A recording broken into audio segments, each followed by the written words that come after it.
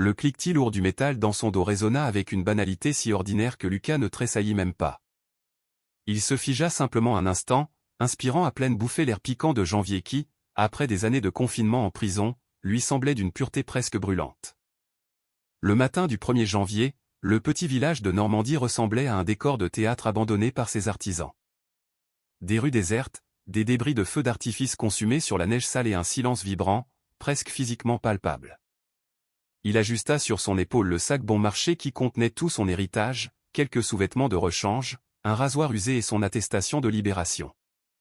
Dans la poche de sa veste, le téléphone portable qu'il avait allumé dans sa cellule encore, glaçait ses doigts. L'écran était d'une pureté virginale. Aucun appel manqué, aucun message de bienvenue.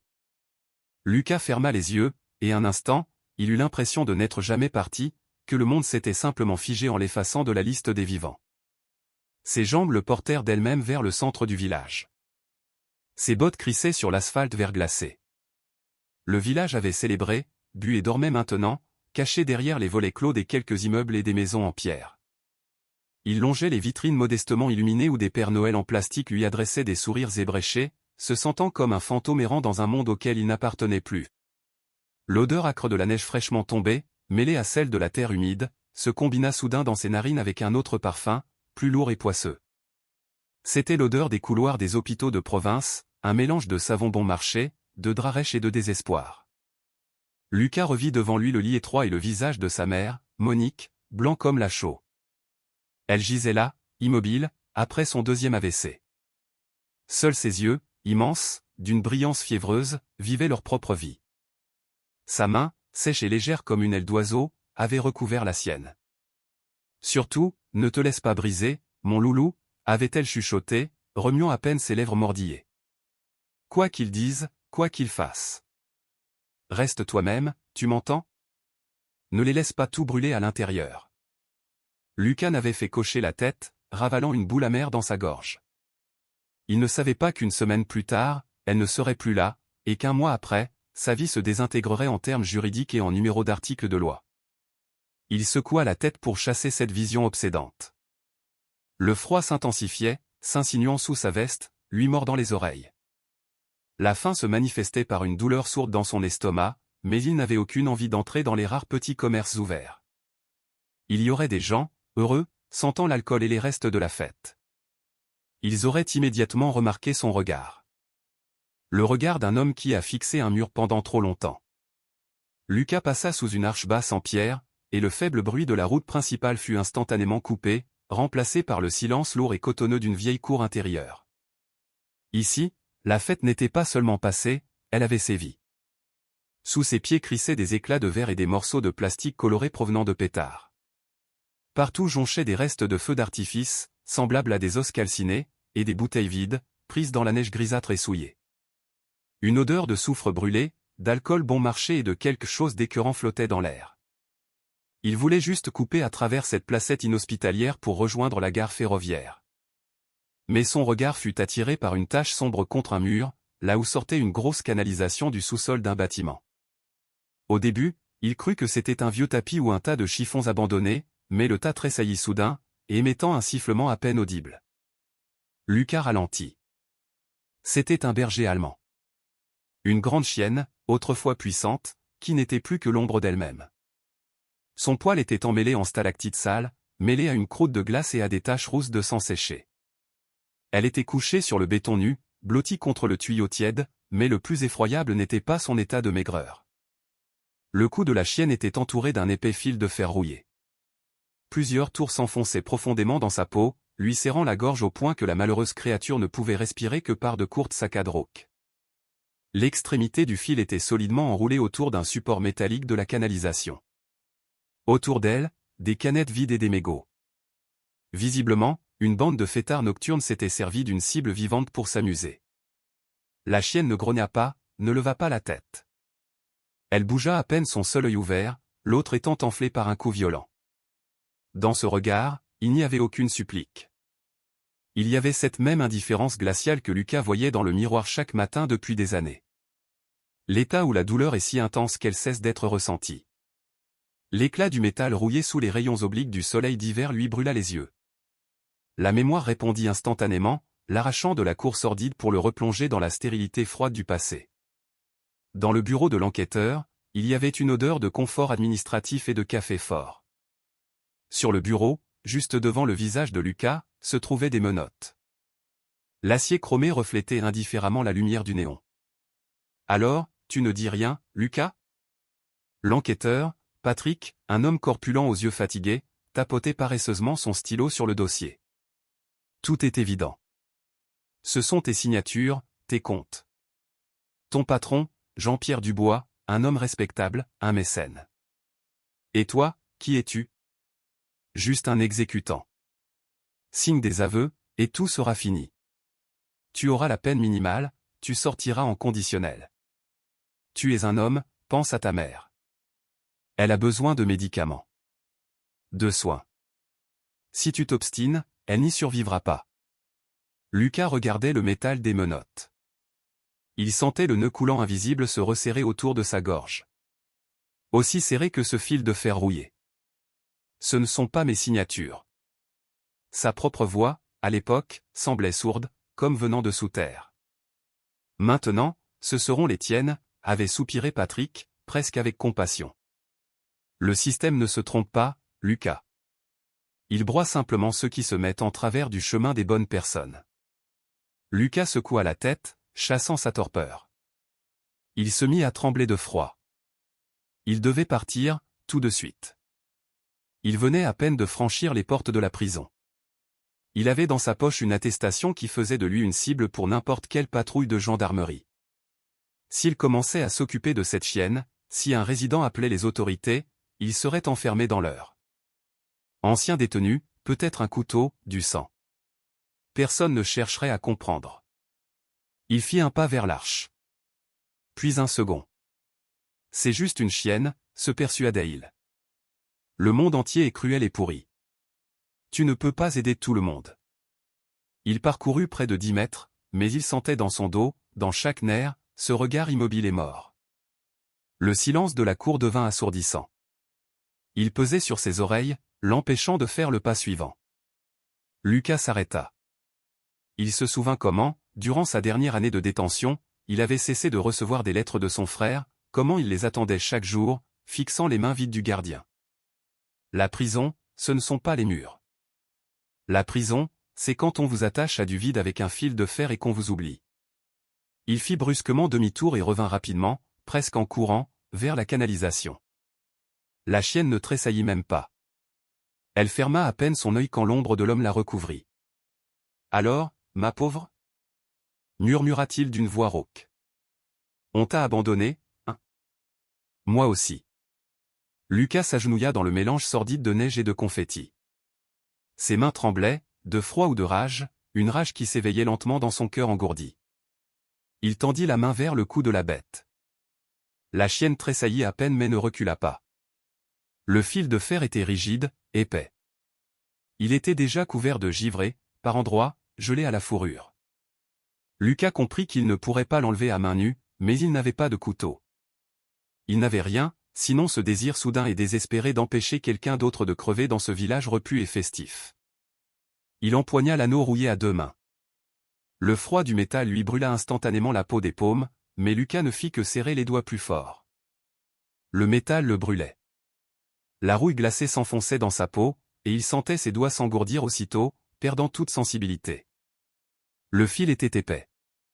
Du fil machine, impossible à mordre ou à démêler si facilement.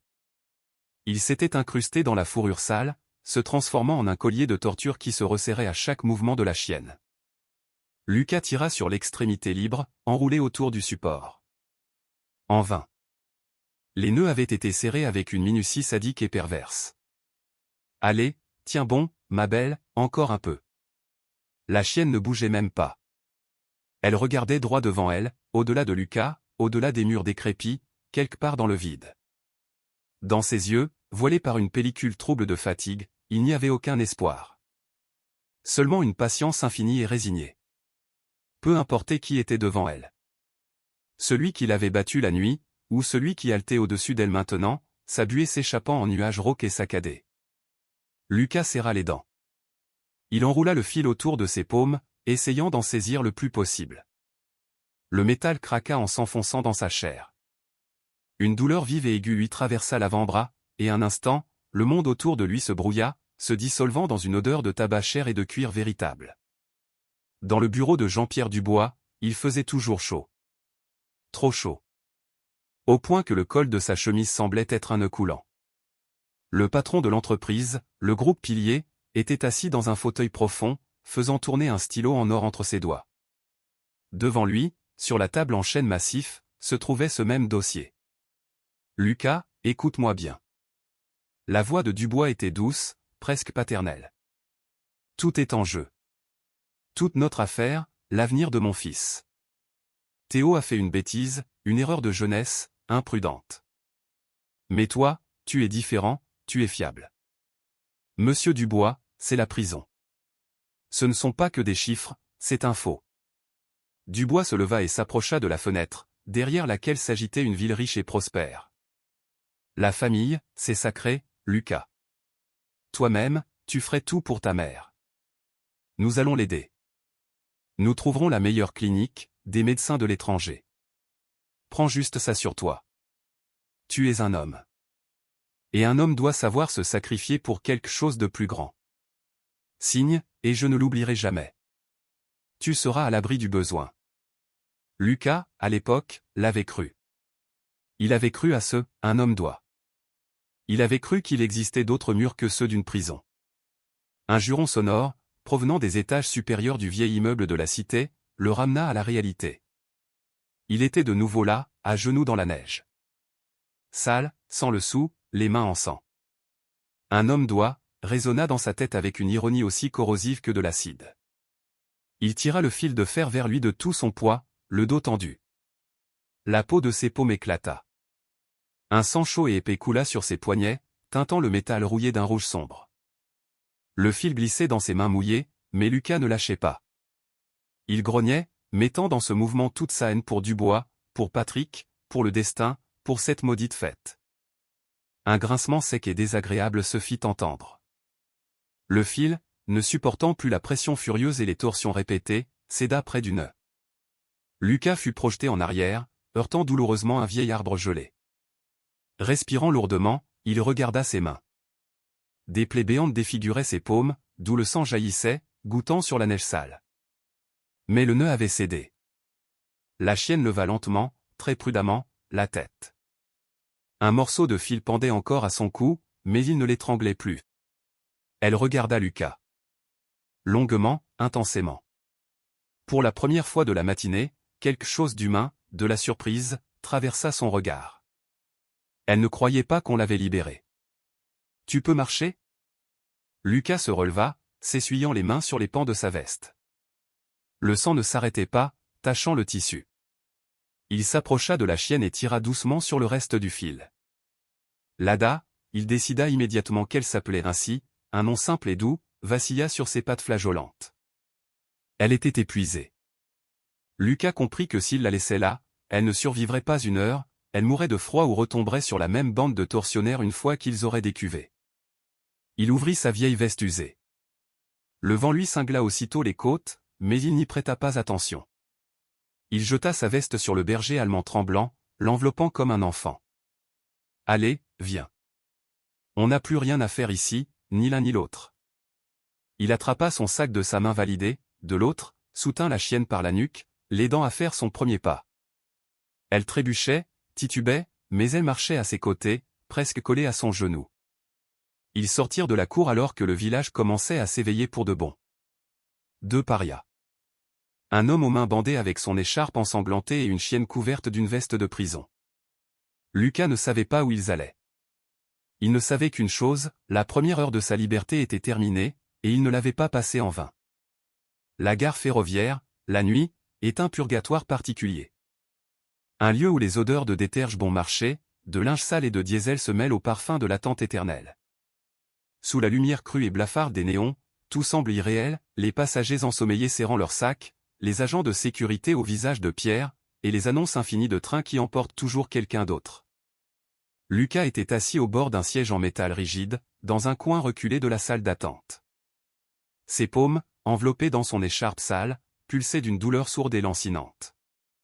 À côté de lui, blottie contre sa jambe, se tenait la chienne. Elle était toujours enveloppée dans sa veste, d'où dépassait un bout du fil de fer rouillé. Il n'avait pas réussi à l'enlever complètement, craignant de blesser davantage son cou meurtri. Les gens les évitaient, décrivant un large arc de cercle. Certains grimaçaient de dégoût, d'autres jetaient des regards craintifs à cet homme maigre au regard lourd et à cette énorme chienne battue. Pour ce monde festif, sentant le sapin, ils étaient tous deux des déchets qu'on avait oublié de sortir après le réveillon. Lucas fouilla dans sa poche et en sortit ses derniers billets froissés. Au buffet de la gare, il acheta 2 croque-monsieur, gras, sentant l'huile rance et une garniture douteuse. Mais pour lui, c'était un festin. Il retourna à sa place et s'accroupit devant la chienne. Elle se tendit immédiatement. Une tension traversa son unique œil valide. Doucement, doucement, murmura-t-il, s'efforçant de ne pas laisser sa voix trembler. C'est moi. Il rompit un croque-monsieur en 2. La vapeur chaude lui monta au nez. La chienne se figea. Ses narines frémirent, mais elle ne se jeta pas sur la nourriture. Elle attendait. Cette discipline, perçant à travers l'épuisement et la douleur, frappa Lucas plus que tout. Même brisée, elle restait une personnalité. Il posa un morceau sur un journal étalé. Le berger allemand mangea proprement, presque sans bruit, déglutissant parfois avec une contraction spasmodique. Lucas mâcha sa part en fixant un point dans le vide. Le goût lui semblait divin. Pendant ces années de détention, il avait presque oublié que la nourriture pouvait être chaude et grasse. Une fois le repas terminé, la chienne fit quelque chose d'inattendu. Elle soupira lourdement et posa sa tête massive sur son genou. Lucas se figea. Il eut peur de bouger. La chaleur de son corps s'infiltrait lentement à travers le tissu rugueux de son pantalon, réchauffant non seulement sa peau, mais aussi quelque chose de profond à l'intérieur, quelque chose qui semblait s'être transformé en glace depuis longtemps. Il posa délicatement sa main bandée sur sa nuque. Le poil était rêche et sale, mais la chienne, en réponse, ferma simplement les yeux et expira un son guttural à peine audible. Le sommeil vint soudainement, lourd et poisseux comme la neige de février. Dans la pièce, il faisait sombre et très froid. Le chauffage de leur vieil immeuble dans la cité avait été coupé pour impayé depuis une semaine. Sur la table de la cuisine, une unique bougie se consumait. Lucas, alors un jeune garçon aux poignets fins, se tenait près du lit de sa mère. Elle semblait minuscule sous une montagne de vieilles couvertures. Son visage était émacié, ses lèvres bleues de froid. Son père était mort un mois plus tôt, et le monde s'était effondré autour d'eux si vite qu'il n'avait même pas eu le temps de crier. « Loulou, comment allons-nous faire ?» Sa voix était un murmure à peine audible. « Ton frère est si petit, il n'a pas de manteau, nous n'avons pas de bois. Les voisins disent qu'on va nous expulser. » Lucas serra les poings si fort que ses ongles s'enfoncèrent dans ses paumes. Il regardait le portrait de son père avec le ruban noir et sentait un poids de plomb insupportable s'abattre sur ses épaules. Le monde entier s'était réduit à cette pièce glaciale et à 2 personnes dont il était responsable. « On ne nous expulsera pas, maman, dit-il fermement, bien qu'il ne sût pas lui-même où il trouverait l'argent. Tu entends, je vais tout arranger. Je m'en sortirai, je te le promets. Je remplace papa maintenant. » Il ajusta la couverture sur ses épaules et alla dans la cuisine. Là, dans un tiroir, se trouvait le numéro de téléphone du voisin chef de chantier, qui lui avait promis de le prendre comme manœuvre s'il disait qu'il avait déjà 18 ans. Une secousse brusque et douloureuse à l'épaule le tira du passé. Et, le héros, debout.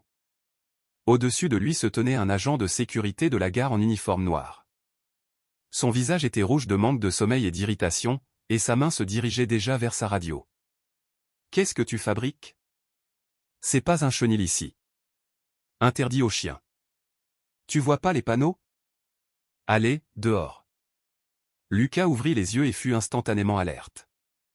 Une habitude de prison de se réveiller d'un coup, sans mouvement superflu. Il sentit la chienne se raidir sous sa main. Un grognement bas et menaçant naquit dans sa gorge. « Non, Lada, lui lança-t-il doucement. L'agent grimaça de dégoût en regardant l'écharpe ensanglantée de Lucas et son sac usé. « Allez, allez, bouge tes os et emmène ton sac à puce. C'est la nouvelle mode, de transformer la gare en refuge ? Fichez le camp avant que j'appelle une patrouille. » On va vite vous embarquer pour vagabondage. Lucas se leva en silence. Ses os lui faisaient mal, ses plaies aux mains le brûlaient, et sa tête tournait de fatigue. Il regarda l'agent droit dans les yeux, calmement et lourdement. Ce dernier recula involontairement d'un pas, ajustant sa matraque à sa ceinture. « Nous partons » dit Lucas à voix basse.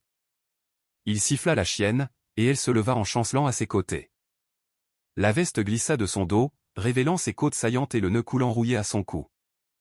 Les gens dans la salle d'attente commencèrent à se retourner, attirés par le bruit. « Viens. » Lucas ramassa son sac. Ils sortirent sur le quai. Le matin était gris, brumeux et encore plus froid que la nuit. Un vent glacial leur frappa le visage, leur arrachant des larmes.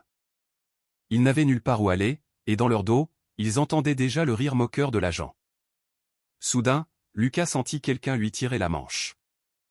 Il se retourna et vit une femme âgée portant un châle en laine, qui vendait des petits pains au raisin près du passage souterrain. « Mon fils. » Elle jeta un regard rapide vers les portes de la gare et lui tendit un petit paquet enveloppé dans du papier journal. « Prenez, donnez-le à la chienne. Et ça. Tenez bon. » Lucas prit le paquet. Sous le journal se trouvait une vieille couverture en laine, sentant les boules de naphtaline.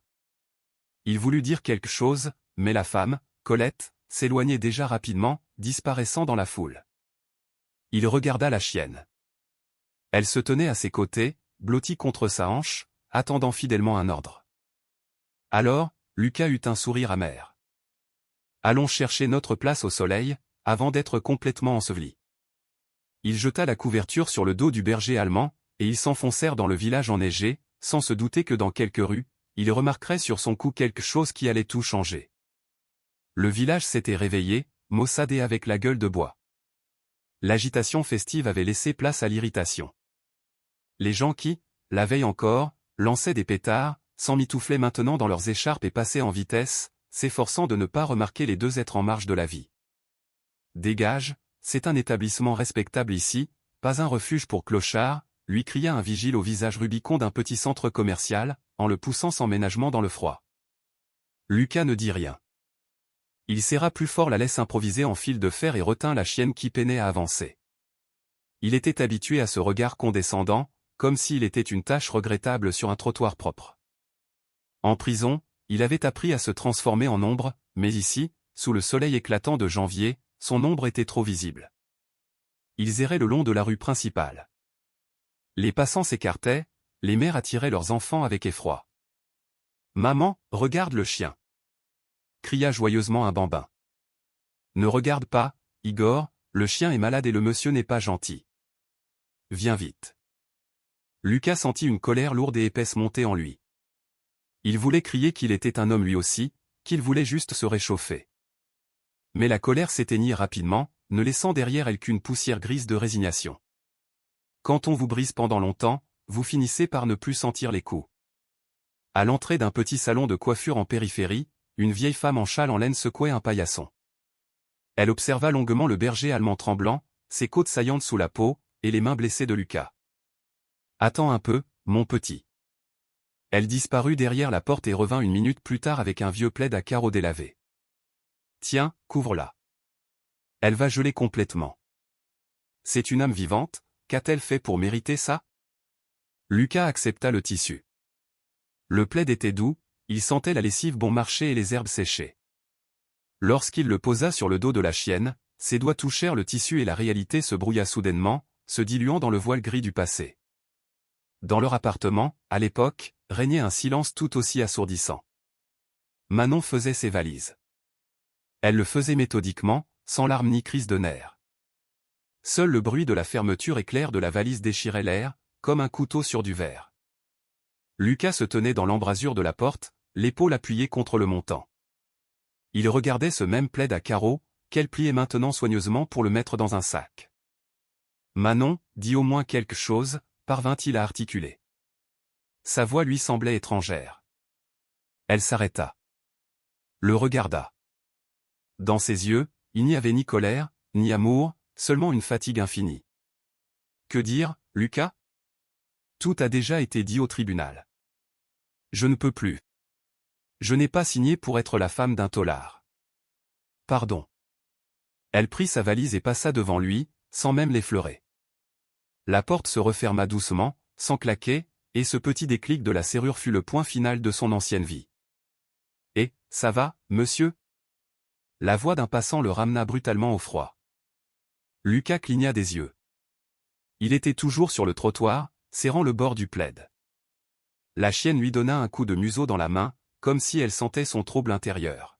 « Tout va bien, lui chuchota-t-il. On y va. » Ils tournèrent dans une ruelle tranquille, où l'auvent d'un petit commerce fermé offrait un abri précaire contre le vent. Lucas s'accroupit pour mieux envelopper la chienne dans le plaid. Il ajusta délicatement le tissu autour de son cou, là où le bout de fil de fer rouillé dépassait encore. La saleté et le sang séché sur sa fourrure avaient un peu fondu avec la chaleur. Lucas commença à nettoyer délicatement le cou de l'animal, essayant de ne pas lui faire mal. Et soudain, ses doigts butèrent sur quelque chose de dur et de froid. Sous la couche de poils emmêlés, profondément dans le sous-poil, se cachait un collier en cuir fin mais très solide. Il était presque invisible à cause de la saleté. Lucas nettoya la crasse et vit une gravure sur une petite plaque d'acier. « Lada » lut-il à voix haute. Son cœur rata un battement. Il écarta doucement la fourrure et, sur la face interne de la cuisse, dans l'aine, il remarqua un tatouage bleu bien net, un ensemble de chiffres et de lettres. Cette chienne n'était pas une errante. Ce n'était pas une chienne de rue abandonnée dans le froid. Elle avait un maître, un pédigré, et une vie qui avait peut-être été bien plus brillante que la sienne. « Alors comme ça, tu n'es pas n'importe qui, ma fille, » murmura Lucas, regardant les yeux intelligents et pleins de douleur de la bête. « Qui t'a fait ça, Lada ? Et pourquoi personne n'est encore venu te chercher ?» Lucas resta figé, ses doigts toujours sur le métal froid de la médaille d'identification. Sur la petite plaque, rayée mais encore de bonne qualité, le nom Lada était clairement lisible. Il écarta délicatement la fourrure épaisse sur la face interne de la cuisse de la chienne et y vit les chiffres bleuâtres du tatouage. Ce n'était pas un simple tatouage, c'était un passeport. Le signe qu'une créature a une place dans le monde, une valeur, et des gens qui, peut-être, devenaient fous d'inquiétude pour elle en ce moment même. Quelque chose se serra en Lucas. Une minute plus tôt, ils étaient deux débris égaux, échoués sur le rivage. Maintenant, un abîme les séparait. Elle était une propriété de valeur, perdue. Il était un ex-détenu sorti de l'ombre, avec seulement une attestation de libération et le vide dans sa poche. S'il la rendait, on pourrait l'accuser. On dirait, il l'a volée, l'a maltraitée, et maintenant il vient chercher une récompense. Qui croirait un homme avec son passé? Pour le système, il resterait à jamais une suite de chiffres dans un dossier, un tatouage indélébile que ni les années ni le remords ne pourraient effacer. La peur, poisseuse et familière, lui parcourut l'échine, le ramenant dans la salle d'audience qui sentait le vieux papier et l'indifférence. Dehors, une pluie grise tombait, et la salle était étouffante à cause des lourds rideaux. Lucas fixait la nuque de son avocat, un homme à qui il avait donné les dernières économies de sa mère. Il était assis, la tête basse, étudiant avec application une feuille de papier, pour ne pas avoir à croiser le regard de Lucas. Lorsque la juge commença à lire le verdict, l'avocat se mit à se détourner lentement. Il regardait par la fenêtre les voitures qui passaient, les gens libres. Il y avait tant de lâcheté dans ce geste que Lucas comprit tout avant même que les mots « déclaré coupable » ne résonnent. « Accusé, avez-vous compris le verdict ?» Lucas ne répondit pas. Il regardait ses mains, sur lesquelles on passait déjà les menottes. Celle-là même dont il sentait le froid maintenant, en regardant le collier de Lada. « Compris ?» murmura-t-il dans la ruelle déserte, en serrant le bord du vieux plaid. Que devait-il faire? L'abandonner ici, c'était la tuer.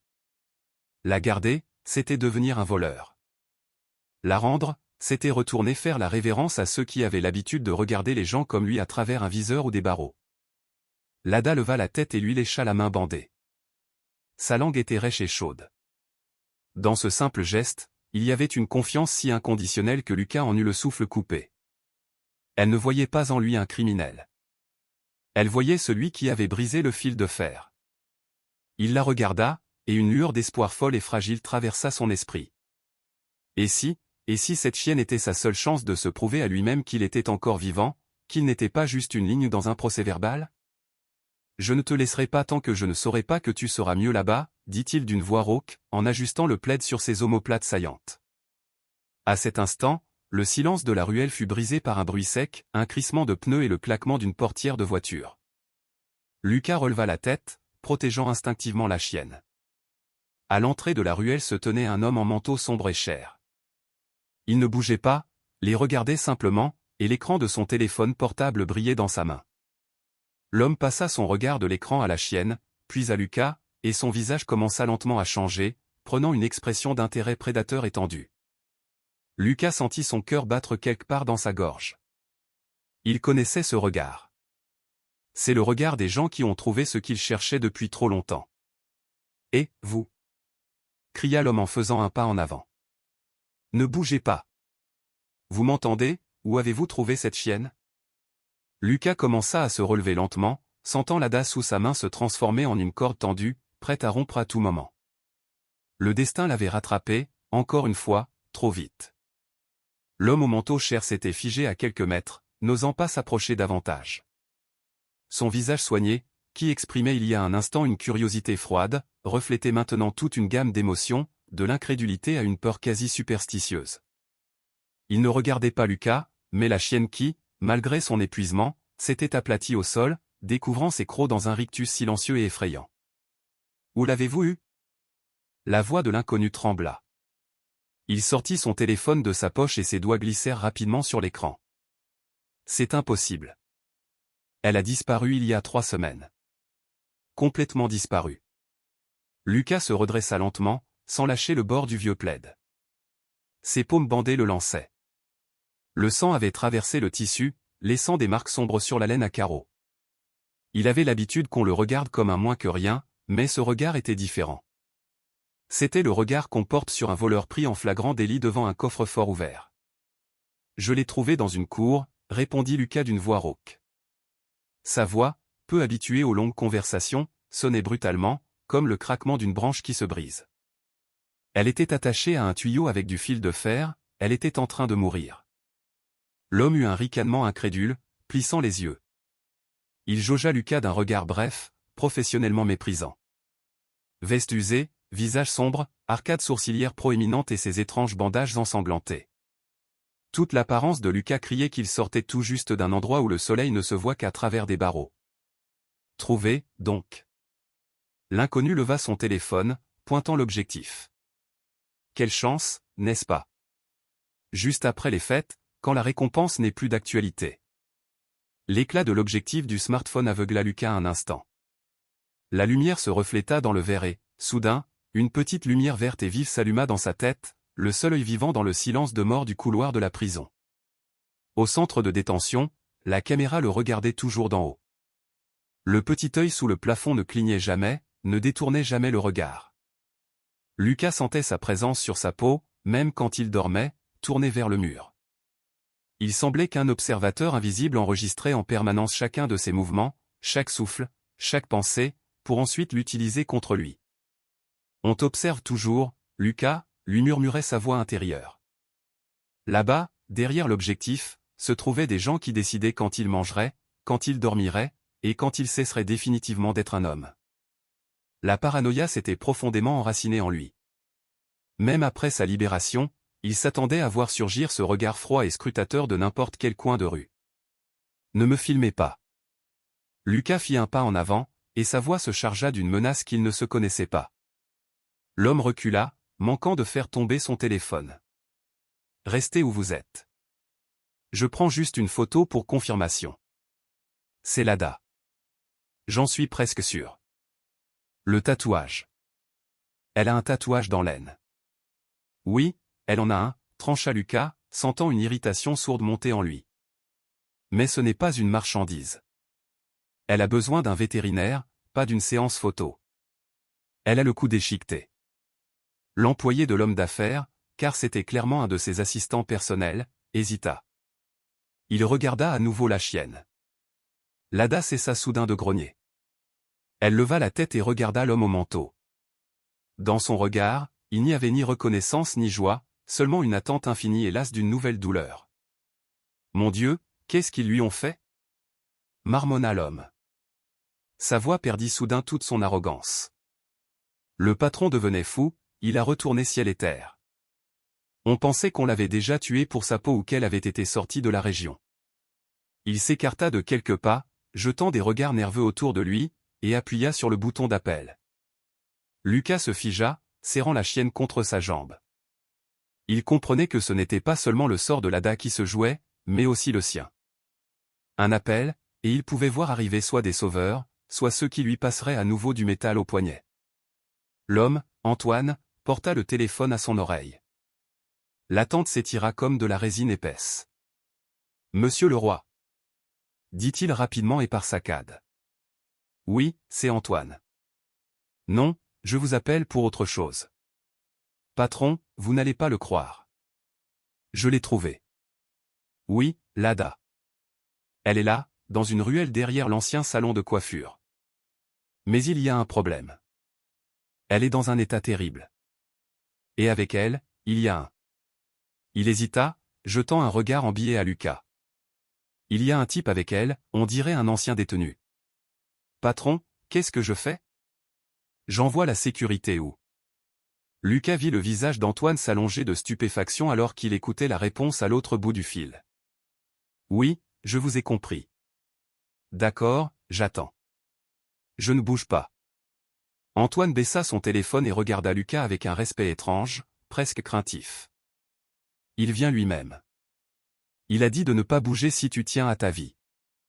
Et à la sienne aussi. » 10 minutes plus tard, un lourd SUV noir fit irruption dans la ruelle étroite, faisant gicler la neige sale sous ses roues. Il s'arrêta à quelques mètres, enveloppant Lucas de la chaleur de son moteur puissant et de l'odeur d'essence de qualité. Un homme en sortit. C'était Stéphane Leroy. Grand, athlétique, avec des tempes grisonnantes et le regard dur et perçant d'un homme habitué à ne croire qu'aux faits, pas aux mots. Il ne courut pas. Il marchait lentement, et chacun de ses pas sur l'asphalte verglacé sonnait comme un coup de métronome. Leroy s'arrêta. Son regard tomba sur Lada. Un instant, son visage se crispa.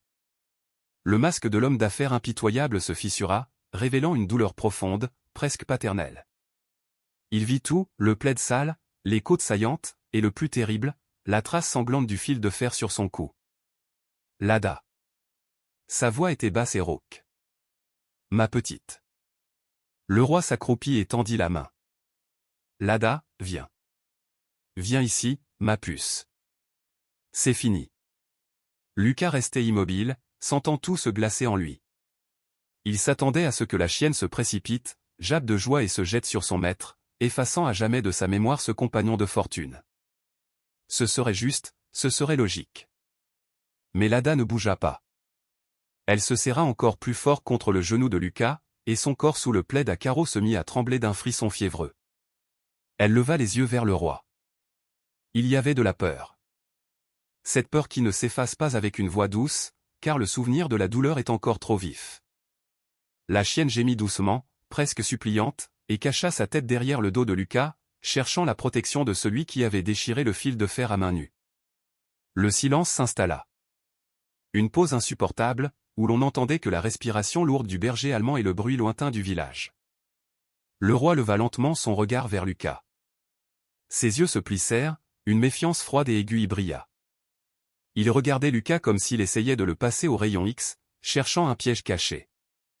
Ce regard. Lucas l'avait déjà vu. C'était la dernière chose dont il se souvenait de cette autre vie.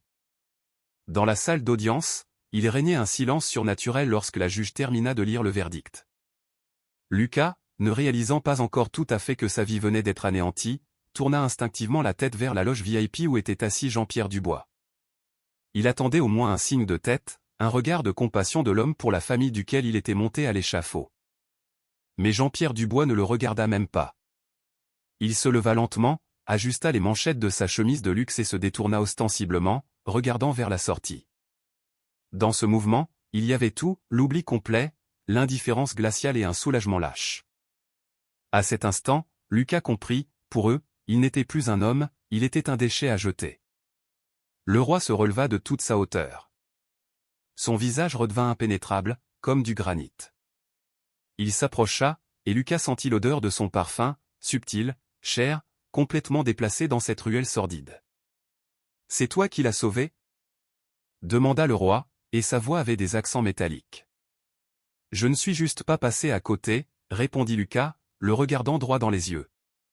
Il n'allait ni se justifier ni chercher à plaire. Il n'avait plus rien à perdre. Le roi fit glisser son regard sur ses mains bandées, où le sang frais perlait à travers la saleté. Puis de nouveau sur la chienne, qui ne s'écartait pas de l'inconnu d'un pouce. « Mon assistant m'a dit que tu sors de là-bas. » L'homme d'affaires marqua une pause, et les mots « de là-bas » sonnèrent comme une sentence. « Dis-moi la vérité. Pourquoi as-tu été en prison ?» Lucas sentit sa bouche s'assécher.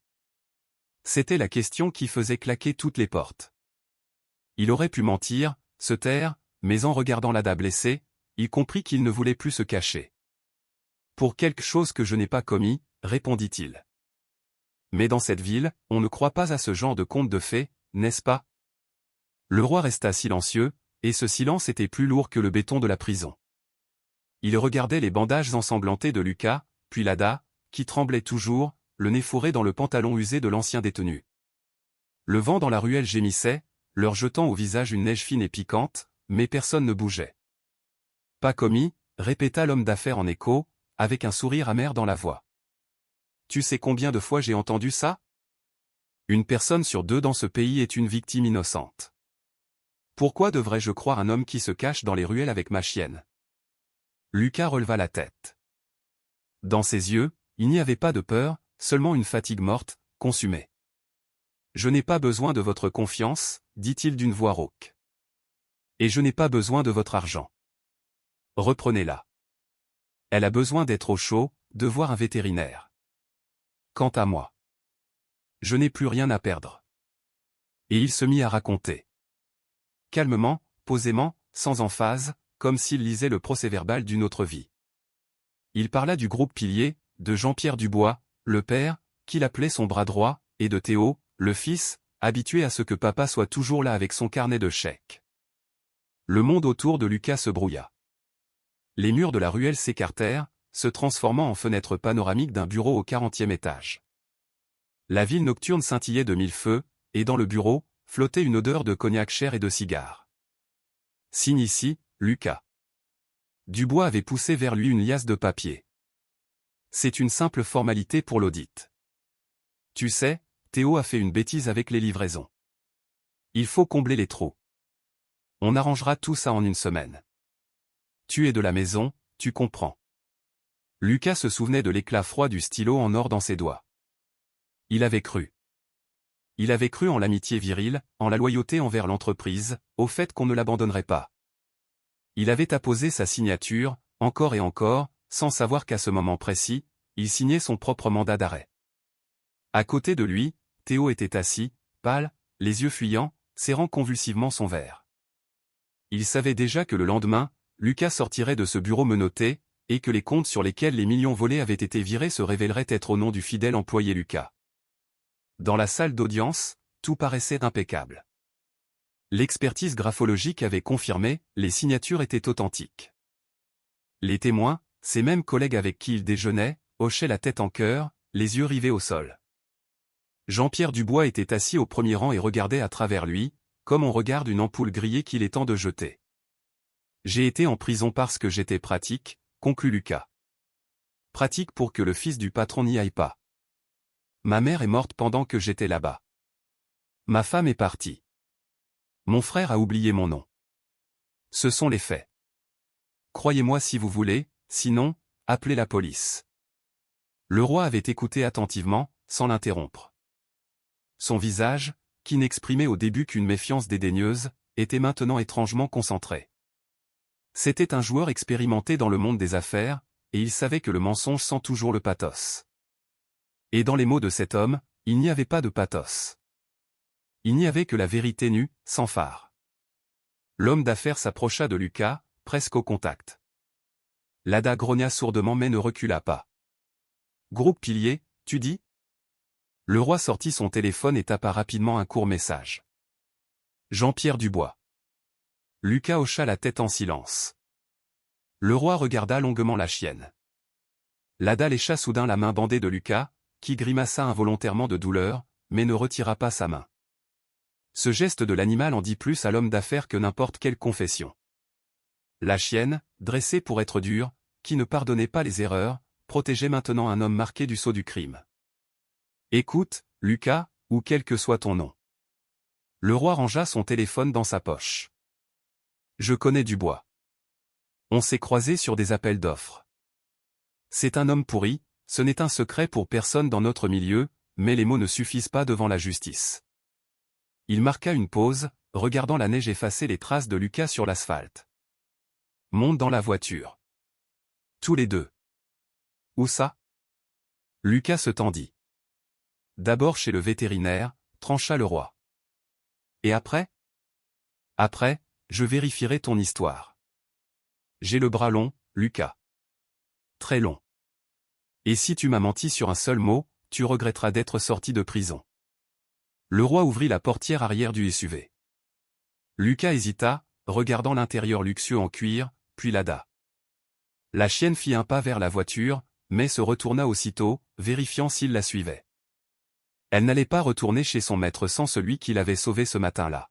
« Je vérifierai tout, » répéta le roi, son regard devenant glacial. « Chaque virgule de ton dossier. » Les 2 semaines suivantes furent pour Lucas un rêve étrange et flottant. On l'installa dans un petit gîte sur le domaine de Monsieur le Roi. Il y faisait chaud, ça sentait le frais et le bois de qualité, mais Lucas sursautait au moindre bruit. L'habitude de s'attendre au pire était trop profondément ancrée en lui. Ses mains, maintenant bandées de pansements propres et stériles, guérissaient progressivement. L'Ada, soignée dans la meilleure clinique de la région, ne quittait presque pas son chevet. Elle portait maintenant un pansement propre sur le cou, cachant la terrible cicatrice du fil de fer. Le roi tint parole. Il ne reprit pas la chienne de force. Il voyait bien que l'Ada ne mangeait que de la main de Lucas et ne dormait que lorsqu'elle sentait sa respiration à proximité. Mais derrière les murs de ce gîte confortable, une guerre silencieuse et invisible se déroulait. Le roi envoyait à Lucas des hommes à l'air sévère en costume strict. Ce n'étaient pas des enquêteurs, mais leurs questions étaient encore plus précises. Date, nom, numéro de compte, nom des sous-traitants. Lucas répondait sèchement, sans émotion, alignant les faits comme des balles dans un chargeur. Il voyait les dossiers du groupe Pilier s'épaissir sur la table devant les avocats. Alors, vous dites que l'expertise graphologique a été faite par un certain Philippe ? L'avocat de le roi, un vieil homme sec aux yeux perçants, haussa un sourcil. C'est amusant. Ce Philippe, 1 mois après votre condamnation, s'est acheté un appartement en centre-ville, puis a brusquement démissionné et est parti. Lucas garda le silence. Il regardait par la fenêtre le jardin enneigé et sentait monter en lui ce sentiment familier et étouffant de l'attente. Cette attente était la pire des tortures. Elle lui pompait ses forces plus que n'importe quel travail. Il fut de nouveau submergé. L'obscurité de la ruelle laissa place à la lumière blafarde et mortelle des lampes du couloir du centre de détention.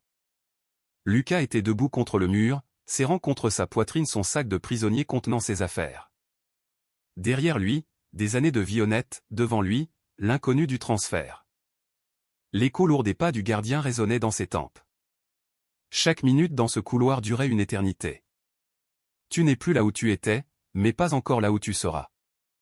Tu n'es personne, juste un numéro sur une liste de départ. Lucas, à la sortie. Aboya le gardien, et le bruit des clés heurtant la boucle de sa ceinture sembla à Lucas être le son du couvercle d'un cercueil qui se referme. Dans ce couloir, il avait appris une chose, l'espoir est un poison. Il fait battre le cœur plus vite, et puis, quand rien ne se passe, la douleur devient insupportable. Mieux vaut ne pas attendre. Mieux vaut se figer, comme le fait une bête blessée. Lucas, tu m'entends ? La voix de le roi le tira de sa torpeur grise. Le maître des lieux se tenait dans l'embrasure de la porte, tenant un lourd dossier en cuir. Son visage était dur, mais ses yeux n'avaient plus cette méfiance glaciale. J'ai vérifié. J'ai tout vérifié. Le roi s'assit dans le fauteuil en face. Mes hommes ont retrouvé le comptable, Laurent, qui tenait la caisse noire du groupe Pilier. Il a eu peur quand il a compris pour qui je creusais. Il s'avère que les originaux des documents avec les vraies signatures de Théo Dubois n'ont pas été détruits. Le vieux Dubois les gardait dans un coffre à la banque comme une assurance contre son propre fils, pour le tenir en laisse. Lucas tourna lentement son regard vers le roi. Et maintenant? Le roi eut un sourire prédateur et professionnel. Et maintenant, Lucas, les règles du jeu changent. Dubois n'a pas seulement croisé ta route. Il doit de l'argent à des gens très sérieux. Et ton cas, c'est le levier qui va me permettre de lui briser les reins. Le roi ouvrit le dossier et en sortit une feuille avec un cachet officiel. Mes juristes ont déjà déposé une plainte au parquet pour faits nouveaux. Plus le témoignage du comptable, plus ces fameux documents du coffre.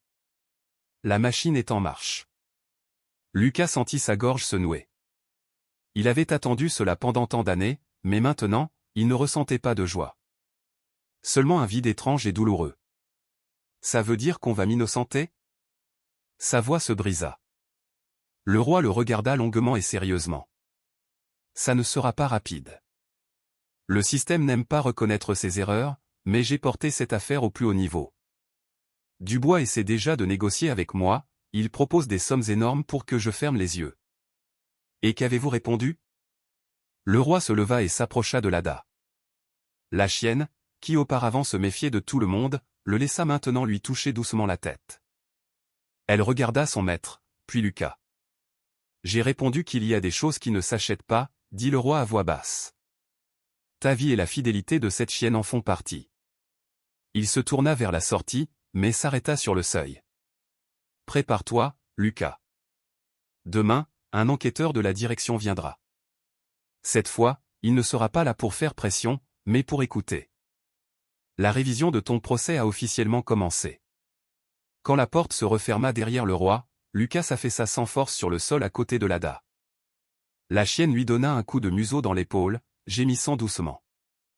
Il ferma les yeux et, pour la première fois depuis de nombreuses années, sentit que le nœud coulant autour de son cou se desserrait enfin.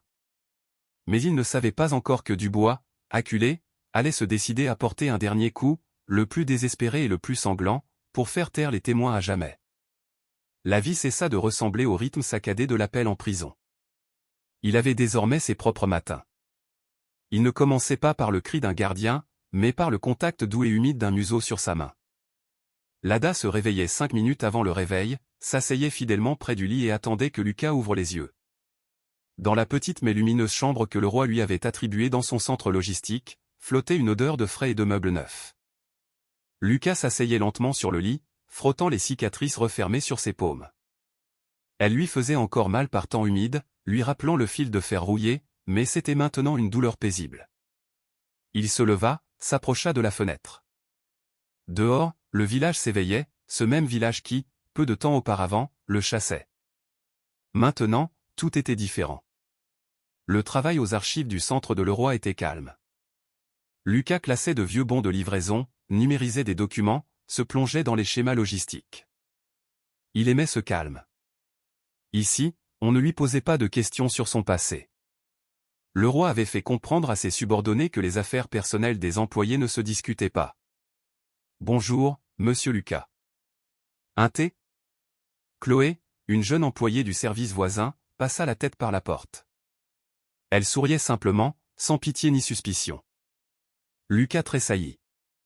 Il mettait plus de temps à s'habituer à être appelé respectueusement par son prénom que tout le reste. « Merci, Chloé.